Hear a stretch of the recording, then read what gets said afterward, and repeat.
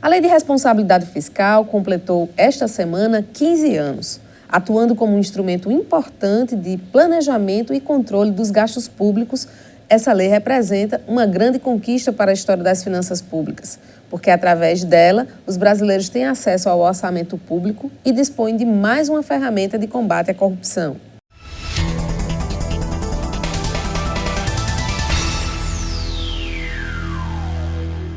O desafio atual é manter a eficácia da Lei de Responsabilidade Fiscal, que foi promulgada no ano 2000, na tentativa de trazer mais austeridade e zelo às finanças públicas, além de impor limites e restrições ao endividamento e aos gastos públicos.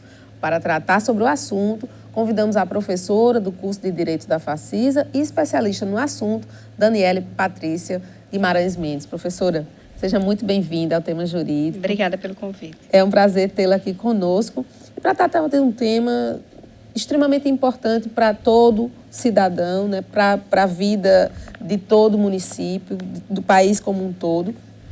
Inicialmente, eu queria saber, na sua avaliação, os avanços que tivemos a partir da implantação da Lei de Responsabilidade Fiscal. Na verdade, essa lei ela pode ser considerada, ao meu ver, como um marco histórico na legislação do país. Ela data de 4 de maio de 2000 e ela trouxe parâmetros para que o gestor do dinheiro público, falando numa linguagem um pouco menos técnica, ele saiba como deve tratar a coisa pública e ele fique advertido de que, se não respeitar os parâmetros orçamentários com a programação das receitas, das despesas, de acordo com as vinculações das leis orçamentárias respectivas, e aí estamos falando da União, dos estados, do Distrito Federal e dos municípios, então esse gestor, ele sabe que, se não respeitar esses parâmetros, ele pode ser responsabilizado e o próprio ente que ele representa também pode ser, de certa forma, responsabilizado. Então, ela, como o nome diz, eu gosto sempre de dizer isso aos meus alunos, não é bom que a gente decore as expressões, é bom que a gente tente compreender o que elas significam. Essa lei, a lei complementar 101 de 2000, ela foi chamada de Lei de Responsabilidade Fiscal. Então, o termo responsabilidade, o substantivo responsabilidade, ele traz muita força, ele tem um peso considerável. Então, ela tem essa característica e é, sem dúvida, um marco no ordenamento jurídico pátrio. Agora, a gente sabe que lei não muda cultura, né? Isso. E é uma lei extremamente recente, só são 15 anos. Idade jurídica, isso é coisa muito recente mesmo. Exato. Então, assim, eu costumo comparar algo que está mais próximo da vida do cidadão quando a gente foi obrigado a usar o cinto, né? Isso. O cinto de segurança. Isso. Culturalmente, a gente tinha o hábito de não usar. Mas a lei diz, olha, ou você usa ou você vai sofrer uma pena por isso. Então, a lei está forçando também esse prefeito, esse gestor, a mudar de comportamento, embora a gente tenha um histórico bastante contundente desse uso meio que irresponsável da máquina pública, fazer uma gestão um pouco irresponsável, acho que daí até o nome da lei, né? Responsabilidade. Exatamente. Eu parto sempre do pressuposto de causa e efeito. Se você tem um comportamento e aquele comportamento vai gerar uma consequência, você tem que arcar com as consequências do seu comportamento. Agora, não se pode esperar que, porque as especificações estão estanques, colocadas na lei, que elas façam milagres por si só. As pessoas costumam muito dizer que nós temos poucas leis no país, que nós temos leis que não têm uma construção efetiva ou eficiente. Mas, na verdade, a gente não pode, como eu costumo dizer, criticar o sistema por quem não utiliza o sistema da maneira devida ou por quem subutiliza o sistema. As previsões de como proceder na gestão da receita pública, da despesa pública, estão lá. Lógico que é preciso levar em consideração que, sim, essa lei, ela traz consigo, até pelo assunto de que trata, termos extremamente técnicos, mas que, para quem vai gerir a coisa pública, e vale salientar que ela se aplica Não apenas ao poder executivo, mas ela se aplica ao poder legislativo, ao poder judiciário, ao Ministério Público, enfim, as entidades que até fazem parte da administração pública indireta em todas as esferas. Então, essas pessoas que estão gerindo a coisa pública, elas têm que ter um conhecimento, sim, técnico mínimo para poderem fazer isso da maneira mais eficiente. Então, sim, concordo com você, é sim uma questão cultural. Por quê? Se a lei está lá, se ela prevê como, se ela estipula, se ela determina como agir, se ela estipula, inclusive, sanções de ordem administrativa, de ordem financeira, que afeta pessoalmente esse gestor a partir do descumprimento dela, por que não fiscalizar? Cabe também ao administrado, ao cidadão, ter uma preocupação mínima com a coisa pública. Mas aí isso exige também, professora, um preparo desse cidadão. Sim. Né? De novo, a gente volta para a questão cultural. Nós não passamos por uma ditadura longa, né? Não fomos preparados para a participação popular efetiva, né? Para esse acompanhamento. Isso é uma coisa super recente, né? O nosso processo democrático e essa nossa construção de uma cultura do acompanhar, do controlar mesmo, né? Nos sentirmos donos do que é nosso. Isso. A verdade é essa. A gente tem que começar a pensar dessa maneira. Temos que nos sentir donos daquilo que nos pertence. Por quê? O que é uma receita pública, Carla? Falando numa linguagem clara. É um recurso que ingressa nos cofres públicos. Um recurso financeiro que ingressa nos cofres públicos. Há várias maneiras de esses recursos ingressarem nos cofres públicos. Para o particular, falando numa linguagem que eu acho que ele vai entender mais claramente, a principal fonte de receita pública de que dispomos hoje são os tributos. Sim. Os tributos, eles são imposição legal do dever de entregar dinheiro ao Estado, a partir de certos comportamentos. Quer queiramos ou não, se cometermos aquele comportamento, teremos que pagar o tributo. E o valor que pagamos a título de tributo entra nos cofres públicos a título de receita pública. Existem outras fontes de receita pública, mas falando do tributo, porque é algo que afeta diretamente o bolso do particular. Bolso de todos nós, exatamente. Né? Então, e como é que essas receitas estão sendo empregadas? Essa receita pública, ela tem que existir para fazer face a uma despesa pública. Aí, usando um pouquinho da linguagem técnica. Eu tenho uma receita numa coluna, em termos de números, e na outra coluna eu tenho uma despesa. A receita faz face à despesa. Como essa receita vai fazer face a essa despesa é algo que deve estar planejado nas leis orçamentárias. E aí, cabe a mim, que sou contribuinte, saber se realmente o meu dinheiro está sendo utilizado da maneira correta. E aí eu posso tentar ter pelo menos uma curiosidade mínima, por exemplo, de acessar um site de um Tribunal de Contas, ou da União, ou dos Estados. A gente conversa já sobre esses sites e essa linguagem, e como é que o cidadão pode acompanhar de fato. Um minutinho só, professora. Vamos para o primeiro intervalo de hoje e a seguir voltamos com mais tema jurídico.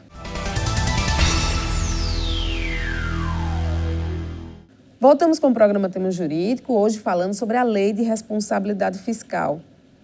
Professora Daniele, a senhora falava no bloco anterior sobre a necessidade do cidadão fazer esse controle da aplicação dos recursos por parte do município, do Estado, da União.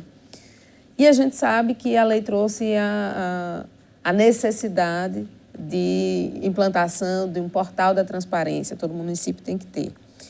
E aí eu pergunto para a senhora, realmente esse portal tem contribuído para que, ou tem incentivado para que o cidadão comum acesse, olha, ou é uma linguagem para contador ver?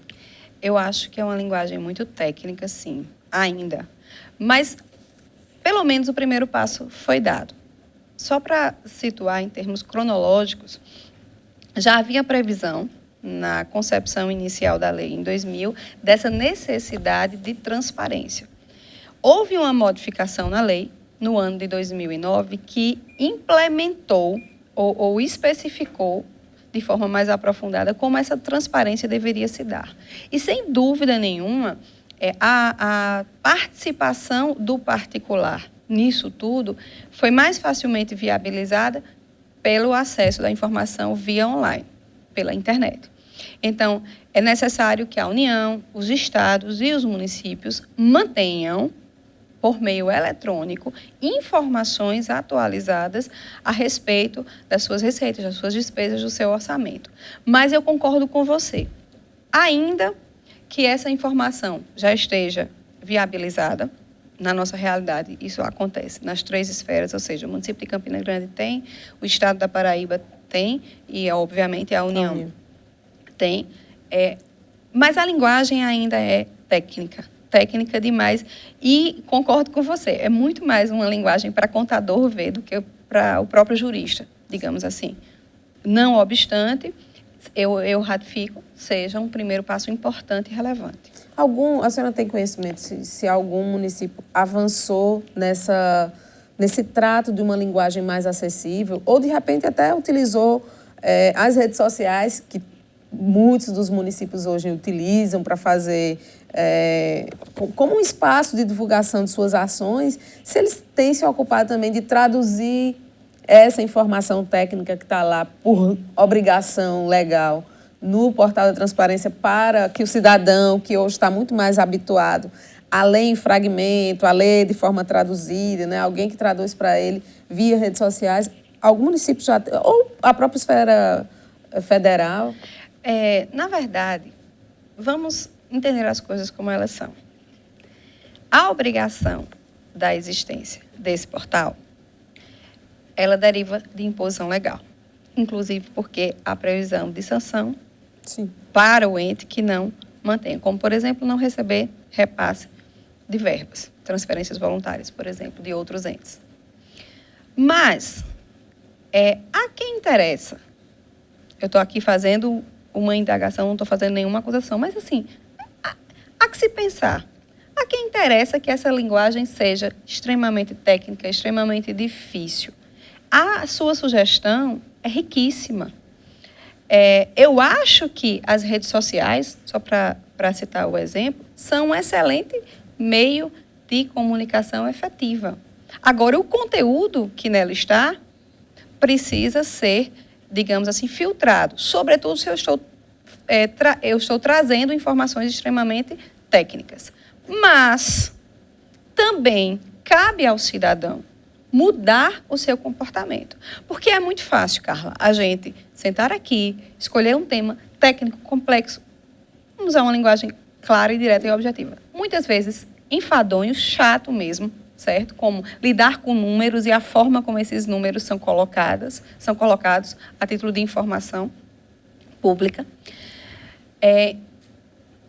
Eu sei que é enfadonho, mas a gente tem que assumir essa responsabilidade. Cabe também ao cidadão tentar se interessar por aquilo por aquelas informações que ali estão constando. Uhum. Vamos pegar o exemplo do site do governo federal, que tem uma manipulação, digamos assim, uma forma de acesso à informação, ao meu ver, um pouco mais facilitada. E até porque o volume de informações que ele tem, óbvio, por questões óbvias, né? Até porque é o ente que mais arrecada, é o ente que tem que repassar para outros entes, etc. e tal. Então, o volume de informações que ele tem é muito maior. Então, também a gente não pode querer que tudo se traduza em linguagem infantil. Não é esse o caso. Mas numa linguagem mais acessível. Então, se ela não é a ideal, mas ela já existe. Se achamos que precisa ser melhorado, por que não fazemos essa sugestão? Por que não participamos mais efetivamente da vida pública, em vez de ficarmos só criticando por criticar? Então, eu analiso os dois lados. Então, é dever legal prestar essas informações? Sim. O dever legal está sendo cumprido? Sim. Apenas como obrigação imposta na lei? Na minha opinião, hoje, sim. A linguagem poderia ser melhorada e deveria ser melhorada? Também acho que deveria. Agora, se eu não me insurgir contra isso, ficar na minha zona de conforto enquanto administrado, acho pouco provável que essa sua brilhante ideia venha a ser implementada. Professora, em termos de aplicação da lei, se o gestor, de fato, infringiu essa lei de responsabilidade fiscal, ao longo desses 15 anos, a gente tem exemplos emblemáticos de prefeitos que tenham, de fato, sido punidos a partir do não cumprimento da lei? Sim. Na verdade, as contas, como se diz, desses gestores são levadas à apreciação do Tribunal de Contas, que é um órgão ligado ao Poder Legislativo. A gente tem o Tribunal de Contas da União, a gente tem o Tribunal de Contas dos Estados e alguns municípios, poucos no país, têm tribunais de contas, porque é resquício antes Constituição Federal de 88. Pós Constituição Federal de 88, isso não ocorreu mais. Mas, enfim, esse Tribunal de Contas, ele julga, entre aspas, ele não é um órgão vinculado ao Poder Judiciário, mas, como eu falei, ao Poder Legislativo, ele analisa as contas daquele ente. E em que sentido? Com base nas leis orçamentárias, plano plurianual, lei de diretrizes orçamentárias, lei orçamentária anual, e com base nos parâmetros de gestão impostos pela própria lei de responsabilidade fiscal. Então, se houve alguma conduta indevida, como antecipação indevida de receitas públicas, como não respeito dos chamados restos a pagar no último mandato daquele gestor, enfim, como colocação de uma despesa sem a prévia estipulação de uma receita ou a provisão da receita, contanto que não seja uma despesa extraordinária numa situação excepcional. Só para citar exemplos, a própria lei impõe sanções e o próprio tribunal não vai, provavelmente, aprovar as contas daquele gestor. Agora, trata-se de um processo que vai ocorrer dentro daquele órgão no qual deve-se respeitar contraditório, ampla defesa, em que há prazos para que as informações sejam prestadas, haja esclarecimentos. Então, as contas elas podem ou serem rejeitadas ou então serem aprovadas com algumas ressalvas, como se diz. E aí as consequências são diferentes. Mas, a partir do momento em que o Tribunal de Contas emite o seu parecer, porque o que ele faz, embora se fale de julgar contas, mas o que ele faz é emitir um parecer, ele tem uma função, digamos assim, opinativa, isso vai ser levado ao Poder Legislativo, mas também ele tem a obrigação de prestar aquelas informações para os órgãos competentes, como o Ministério Público, se for o caso, para que a partir dali ele possa agir, inclusive com punições de ordem criminal, se aquela conduta eventualmente ficar caracterizada como uma conduta criminal, como dentro da legislação penal, e vai impor também sanções administrativas, administrativas e financeiras, como, por exemplo, a perda do mandato, como, por exemplo, a perda do cargo, como, por exemplo, a aplicação de multas que vão afetar o patrimônio pessoal do gestor, etc, etc, etc. Então, agora, a agilidade disso... A agilidade disso, exatamente. Isso é o que se questiona. Então, e aí eu abro um parênteses para uma análise aqui mais geral em relação a essas questões jurídicas. Eu acho que no direito brasileiro, e isso não é privilégio apenas dos assuntos afetos às questões da lei de responsabilidade fiscal, não. Do julgamento das contas do Tribunal de Contas, não. Mas há uma supervalorização da forma do processo em detrimento do conteúdo. Há uma supervalorização do direito processual em relação ao direito material. Só para você... O que eu estou querendo dizer com isso?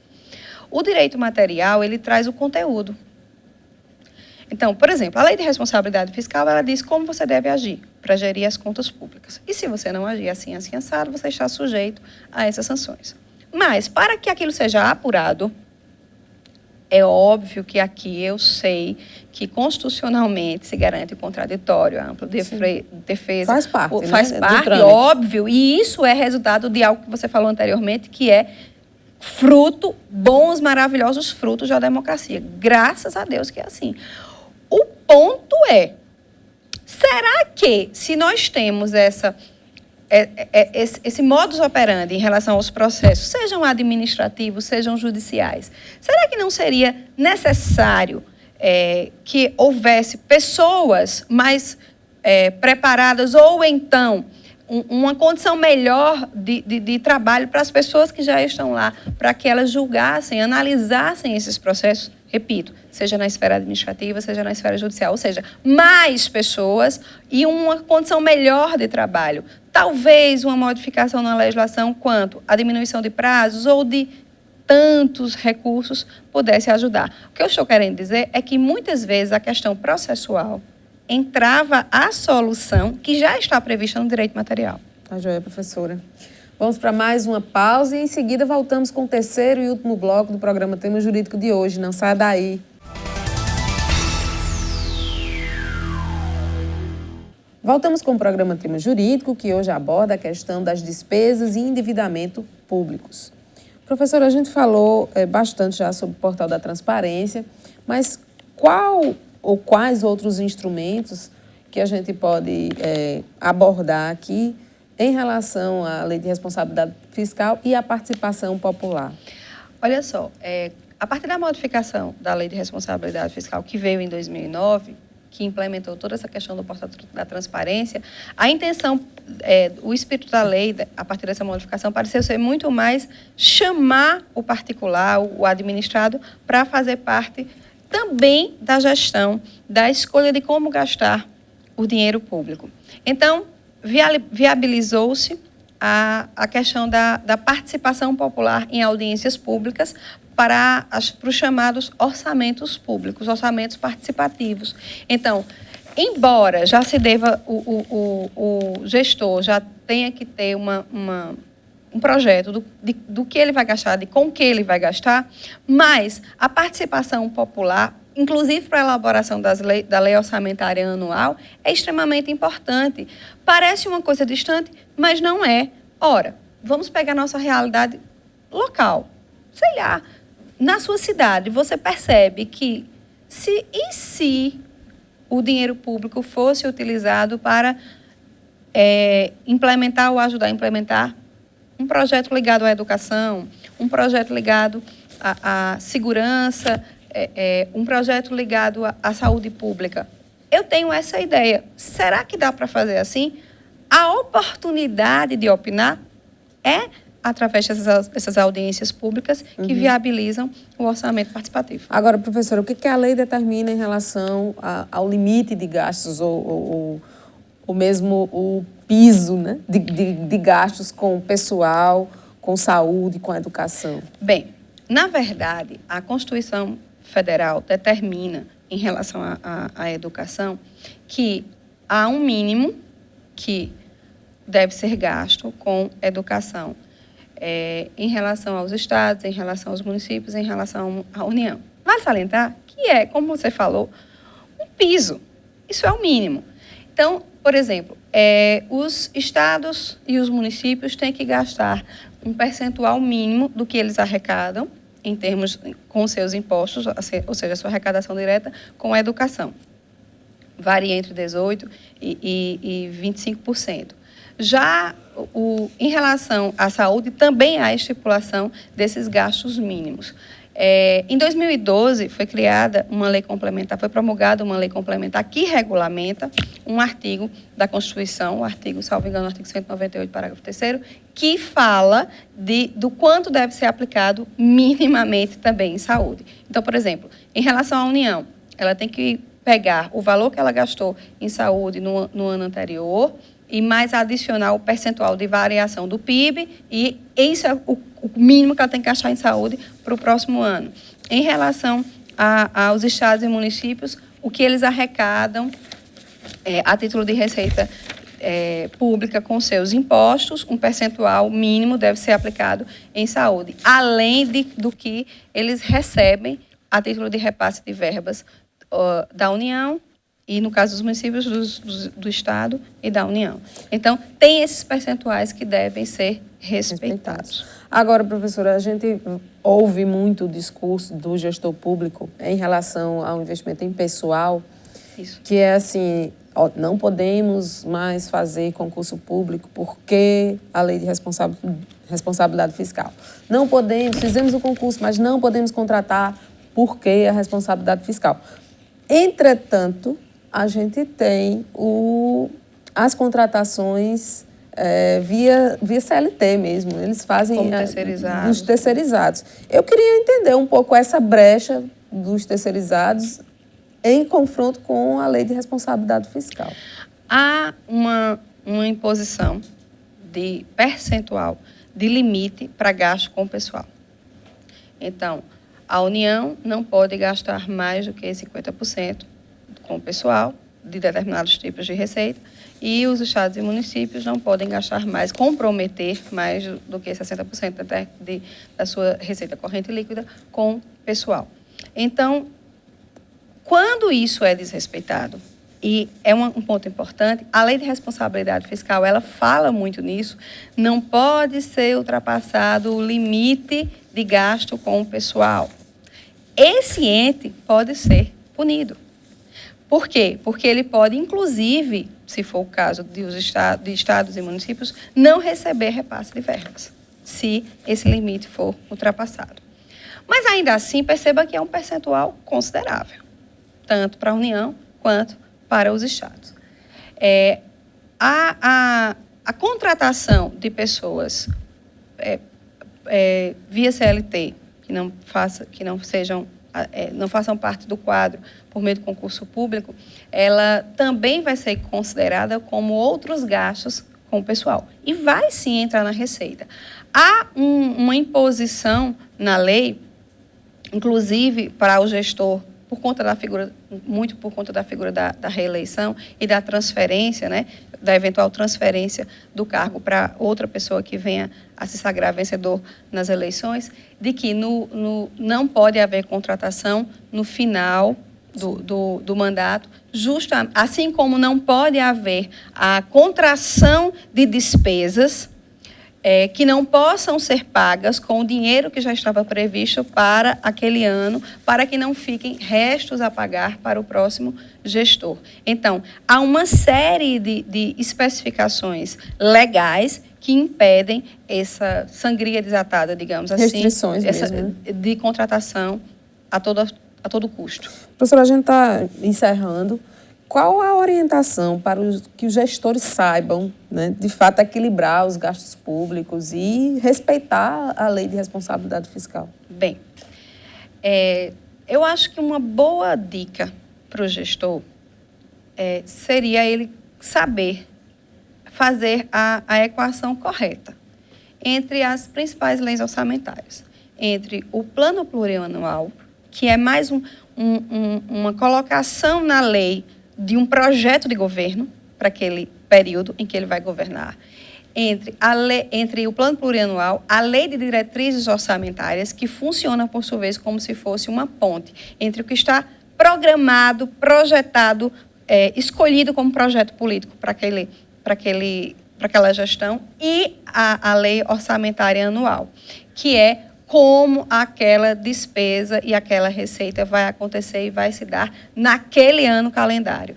ou seja, naquele período ali, daquele período mais curto e mais efetivo de 12 meses. Então, eu não sei se você consegue entender, mas o que eu estou querendo dizer é o seguinte: tem que ter uma ponte entre o plano plurianual, a lei de diretrizes orçamentárias e a lei orçamentária anual.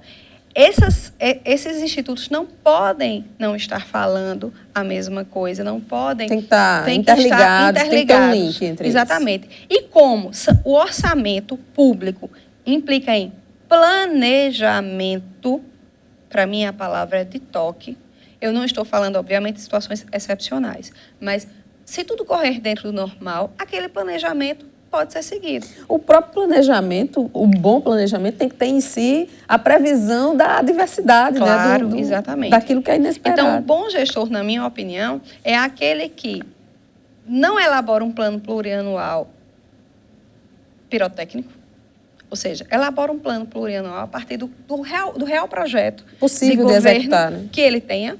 Quero investir mais em quê? Em desenvolvimento econômico. Quero investir mais em quê? Em assistência social. Quero investir mais em quê? Em saúde, em educação. O plano plurianual já diz qual é o tipo de governante que vamos ter. Então, o bom gestor é aquele que elabora um plano plurianual exequível e dá vazão a ele, fazendo essa ligação correta entre o plano plurianual, a lei de diretrizes orçamentárias e a lei orçamentária anual. Obrigada, professora. E obrigada a você também pela sua audiência aqui na TV Itararé e no nosso canal no YouTube. Bom final de semana e até sábado que vem com mais um tema jurídico da Facisa.